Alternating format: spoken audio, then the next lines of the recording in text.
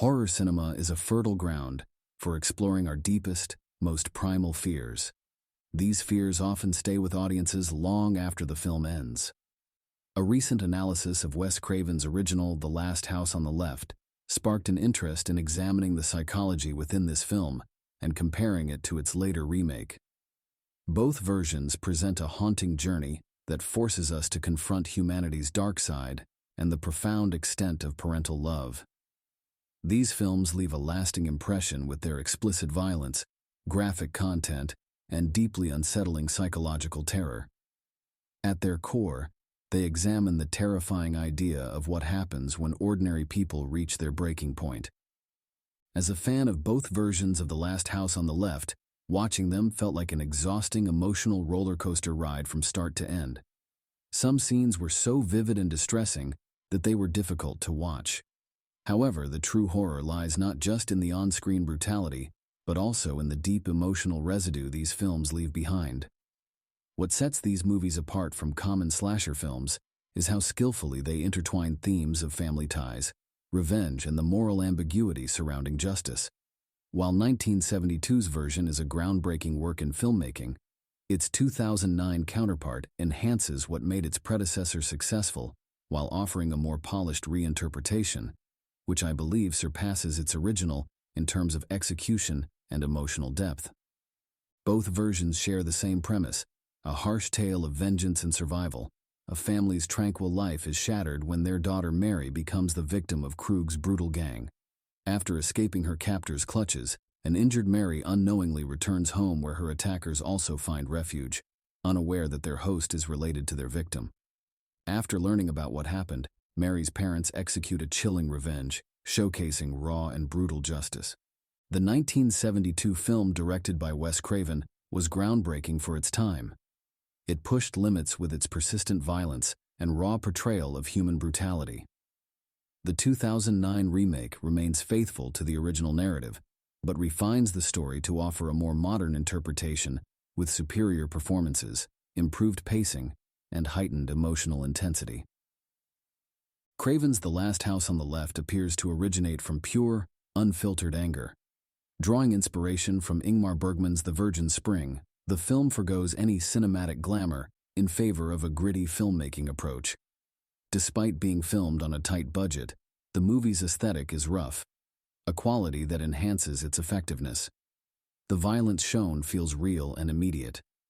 What distinguishes the original is its constant focus on humanity's brutal side.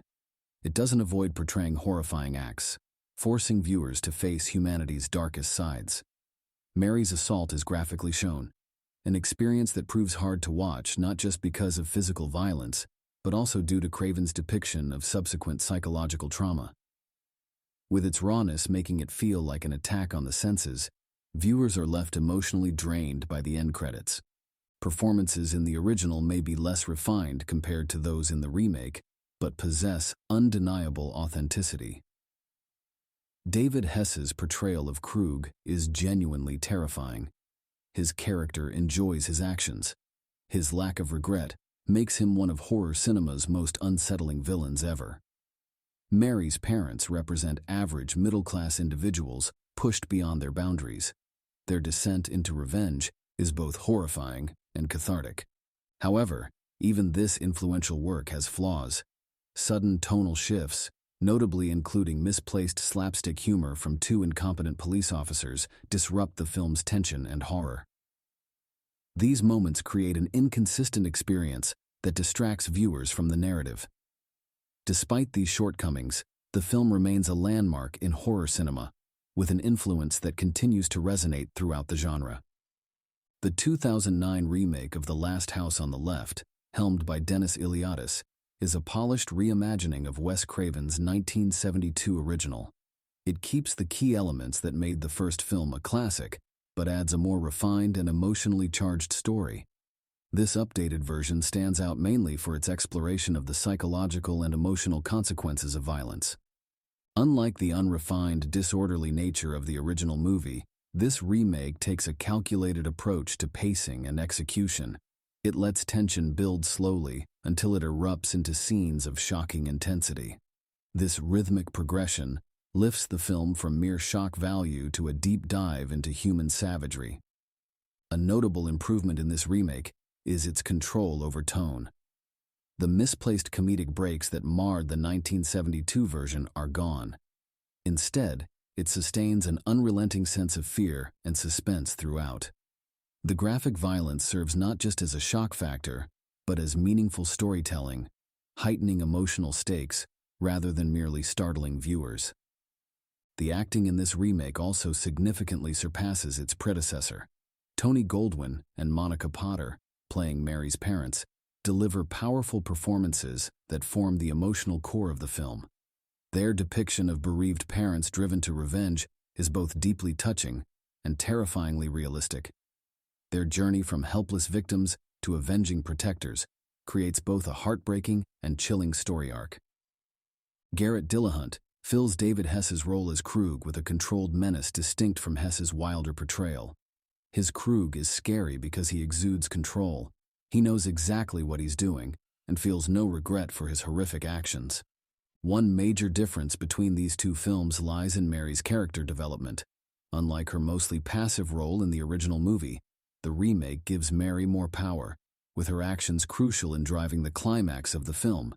This change not only makes her character more compelling, but also adds depth to the film's exploration of survival and revenge.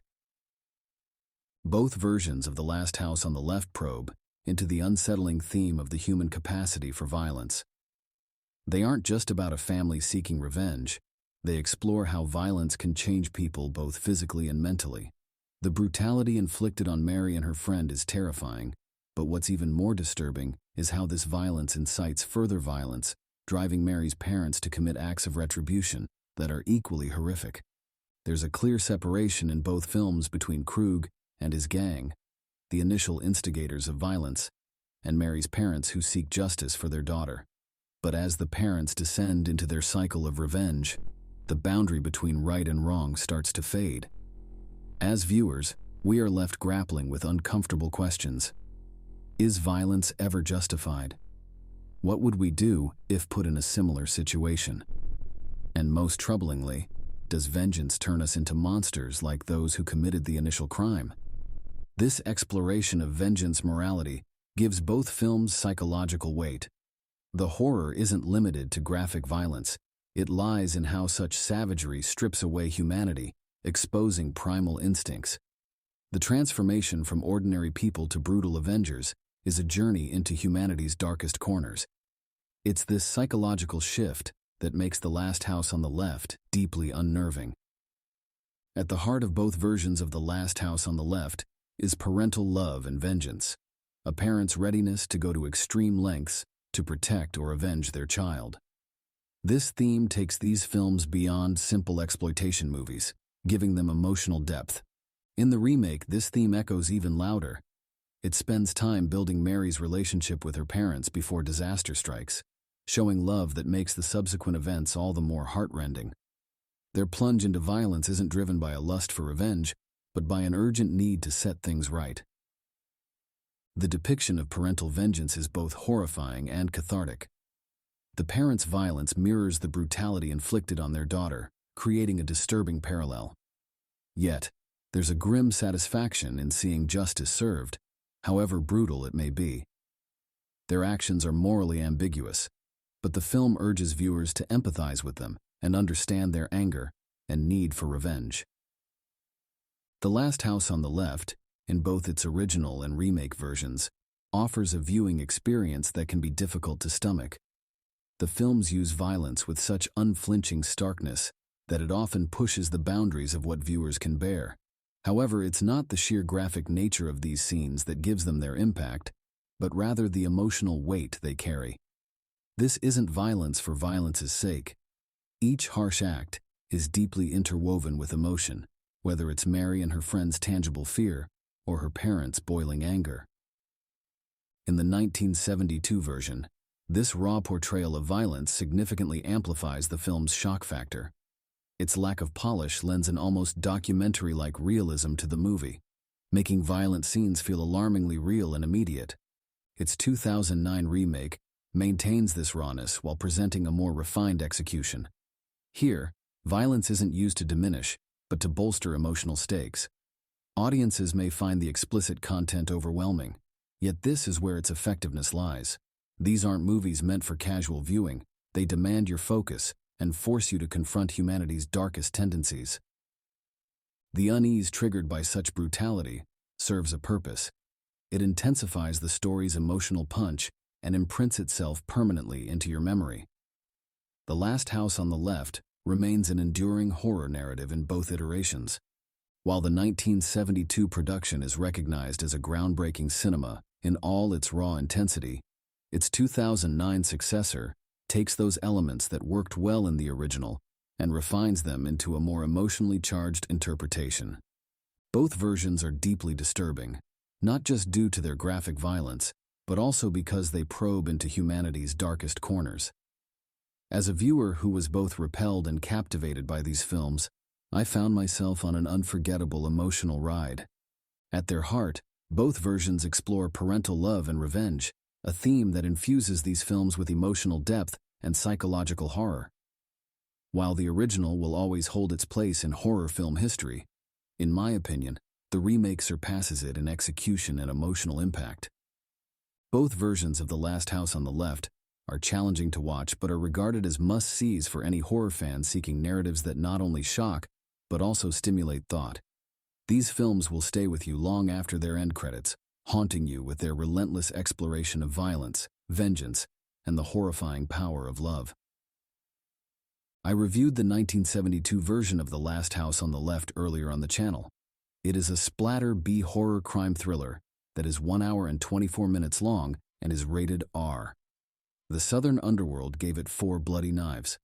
The 2009 version of The Last House on the Left is a splatter horror thriller that is 1 hour and 53 minutes long and is rated R. I liked the remake slightly more than the original. The Southern Underworld gives it 4.5 bloody knives. Few figures loom as large in horror as Freddy Krueger, the dream-stalking boogeyman, whose deadly claws cut across the fabric of both sleep and reality.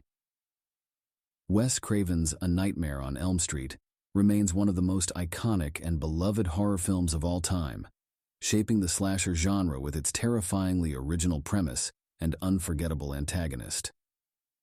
In 2010, director Samuel Bayer sought to revive the nightmare for a new generation, reimagining Craven's classic with a fresh yet familiar vision. Both films delve deep into the darkest corners of fear, guilt, and trauma, and while the 1984 and 2010 versions of A Nightmare on Elm Street offer distinct interpretations, they are united by the nightmarish force that is Freddy Krueger. As a fan of both versions, it is fascinating to observe how each film approaches the same story while evoking different psychological and emotional responses. The original, A Nightmare on Elm Street, is an example of surreal horror, grounded in the emotional intensity of its characters and the inescapable terror of dreams. The 2010 remake, while flawed in some respects, offers a darker, grittier exploration of Freddy's mythology, elevating the horror with a more explicit focus on trauma and psychological manipulation. Each film is a product of its time, reflecting not only the evolution of the horror genre, but also the changing fears and anxieties of its audience. The 1984 A Nightmare on Elm Street introduced the world to Freddy Krueger, a child murderer burned alive by vengeful parents, who returns to haunt the dreams of their children. Wes Craven's original is more than just a slasher film. It's a psychological exploration of the vulnerabilities that come with sleep, where the borders between reality and fantasy blur. In Nightmare, dreams aren't just a place of escape, but a battleground where the stakes are life and death. The brilliance of Craven's original lies in how it weaponizes something as universal and necessary as sleep. Sleep is a place where we are most vulnerable, and in A Nightmare on Elm Street, that vulnerability becomes lethal. Freddy is an invader, not of homes or streets, but of minds, embodying an existential terror that cannot be outrun. Unlike most slasher villains, who prey on their victims physically, Freddy attacks the very psyche of his victims. The dream sequences in the 1984 version are masterful examples of surreal horror. Craven blends reality and dream logic seamlessly, disorienting both the characters and the audience. Freddy's domain, The dream world is a place where the laws of physics and time no longer apply. A school hallway can suddenly become a boiler room, and a peaceful moment of sleep can transform into a nightmare within seconds. How Craven plays with this dream logic is what makes the 1984 film so unsettling. You never know when you're in a dream or reality, and that uncertainty keeps you on edge. But what makes the original A Nightmare on Elm Street truly terrifying is not just the dream sequences or Freddy's grotesque appearance. It's the underlying psychology of the film, the way it taps into deeply buried fears. The teenagers in the film are not just running from a physical threat, but from the sins of their parents. Freddy is more than a slasher villain. He is a manifestation of guilt, repression, and the consequences of unresolved trauma. The fact that the parents in the film attempted to erase their guilt by burning Freddy alive is what gives him power. He becomes the embodiment of revenge and karmic justice, returning to punish not only those responsible for his death, but their children as well. Freddy himself, as portrayed by Robert Englund, is a sadistic yet strangely charismatic figure. He's not just a faceless killer like Michael Myers or Jason Voorhees. He's a fully realized character, complete with a twisted sense of humor. His taunts, delivered in a raspy, menacing voice, add an extra layer of psychological torment to his victims. Freddy enjoys the fear he instills, and his enjoyment makes the audience's fear more palpable. Unlike other slasher villains, Freddy gets into the heads of his victims before he kills them, making his presence far more insidious and personal. When A Nightmare on Elm Street was remade in 2010, the goal was to reintroduce Freddy Krueger to a new generation while updating the story with modern sensibilities. Directed by Samuel Bayer, the 2010 version aims for a darker, grimmer tone, diving even deeper into Freddy's backstory and the trauma that haunts his victims. While the film was met with mixed reviews, it is nonetheless a fascinating reinterpretation of the original, one that offers a more explicit exploration of the psychological damage Freddy inflicts. One of the most significant changes in the 2010 remake is the depiction of Freddy's backstory. Whereas the 1984 version left much of Freddy's past ambiguous, the 2010 film delves more deeply into his origins, casting Freddy, now played by Jackie Earle Haley, not just as a child murderer, but as a former preschool janitor with a far more sinister history. This new backstory adds a layer of discomfort and horror that was only hinted at in the original, making Freddy an even more reprehensible figure. By exploring Freddy's past, the film raises disturbing questions about memory, repression, and the nature of justice. Jackie Earle Haley's portrayal of Freddy is vastly different from Robert Englund's iconic performance. Haley's Freddy is more menacing and less humorous, trading in the campy one-liners for a darker, more threatening presence. While Englund's Freddy had a playful, almost theatrical quality to him, Haley's version is more grounded and realistic, making him feel more like a predator than a supernatural trickster. This shift in tone is reflective of the overall mood of the remake. It's more serious, more grim, and more focused on the psychological trauma of its characters. The 2010 film also places a heavier emphasis on the theme of trauma and repressed memory. In this version, the teenagers are not just dealing with the threat of Freddy in their dreams, they are also grappling with the resurfacing of forgotten memories. The idea that Freddy can manipulate their memories, as well as their dreams, adds a new layer of psychological horror. The film explores the idea that trauma can be buried deep within the subconscious, only to resurface in the most horrific ways. Freddy becomes not just a figure of fear, but a symbol of repressed trauma that refuses to stay hidden. Visually, the 2010 A Nightmare on Elm Street is a darker, grittier film than its predecessor. The dream sequences are less surreal and more nightmarish in a visceral, realistic way. While Craven's original film played with dream logic in imaginative ways, Bayer's version opts for a more grounded approach, focusing on the terror of being unable to escape from a waking nightmare. The film's color palette is muted, filled with dark shadows and harsh lighting, giving the whole movie a bleak, oppressive atmosphere. However, while the 2010 remake excels in its psychological exploration and dark tone, It lacks some of the creative spark that made the original so iconic. The dream sequences, while visually impressive, don't have the same surreal, disorienting quality that made the 1984 film so memorable. Freddy's new backstory, while disturbing, also removes some of the mystery that made his character so terrifying. The remake attempts to over-explain the story, resulting in a loss of the otherworldliness that made the original Freddy Krueger so scary. The 1984 and 2010 versions of A Nightmare on Elm Street tackle a primal fear, the terror of sleep, loss of control, and vulnerability when we're at our weakest. Sleep is inevitable, making the possibility of death during this state deeply unsettling. Freddy Krueger personifies this fear in both films. In the original 1984 version, the psychological horror is subtle, using the dream world's strange nature to create discomfort. Dream sequences are filled with odd, broken images that reflect the character's subconscious fears. The film distorts the audience's perception of reality, mixing up what's real and imagined, creating a constant feeling of unease as we wait for Freddy's next move. On the other hand, the 2010 remake uses a more explicit psychological horror method. It adds layers to the story with suppressed memories and trauma, forcing characters to confront their past, along with their nightmares. This version suggests that mental wounds can be as deadly as physical threats, and that being trapped in one's mind can be dangerous. Freddy's power to twist dreams and memories makes him an even more threatening figure. He goes beyond mere killing to become a manipulator of minds. Freddy Krueger isn't your average slasher villain in either film. He torments mentally. He doesn't just kill his victims, he toys with them first, manipulating their fears and insecurities before delivering his final blow. This psychological aspect sets A Nightmare on Elm Street apart from other slasher films. It keeps audiences on edge long after they've left the theater.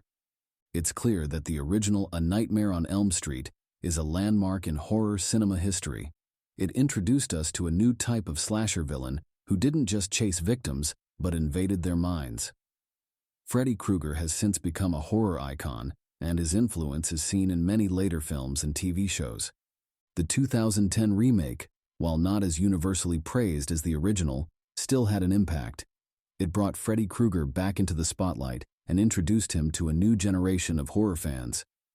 While it may not have the lasting legacy of its predecessor, the remake's more serious, psychologically focused story added depth to Freddy's character and A Nightmare on Elm Street mythology. Both versions of A Nightmare on Elm Street make unique contributions to the horror genre. The 1984 version is an undeniable classic that transformed slasher films and gave us one of cinema's most memorable villains. Despite its shortcomings, the 2010 version provides a darker psychological take on the story, exploring the trauma and fear associated with Freddy Krueger. For horror fans, both films are must-sees, whether you're drawn to the original's uncanny terror or prefer the remake's darker tone. A Nightmare on Elm Street is a story about fear, the terror of sleep, death, and past demons, and as long as Freddy Krueger haunts our dreams, that fear will continue. The original A Nightmare on Elm Street is a slasher supernatural teen horror that is 1 hour and 31 minutes long and is rated R. The 2010 remake is a slasher, supernatural horror crime drama that is 1 hour and 35 minutes long and is rated R.